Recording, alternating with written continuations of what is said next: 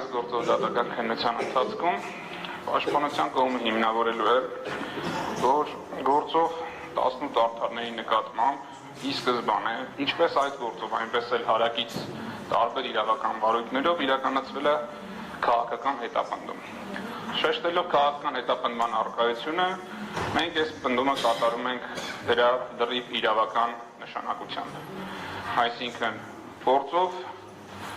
ապացույց կոչված նյութերի ուսումնասիրությունից, այլ վերաբերելի նյութերի ուսումնասիրությունից,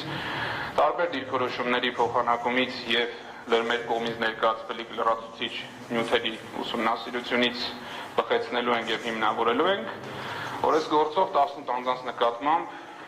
իրականացվում է քաղաքական հետապնդում։ Քաղաքական հետապնդման իրականացումը արգելված է Մարդու իրավունքների եվրոպական կոնվենցիայի 18 եւ 14 հոդվածների համակցությամբ, արգելվում է քրեական դատավարության գործիքները օգտագործել անձանց դեմ որևէ այլ եղանակով եւ նպատակով, քան թե հենց քրեական դատավարության բուն խնդիրն է պայքարել հանցավորության դեմ։ Հիմնավորելու ենք քաղաքական հետապնդումը նաեւ այն առումով, որ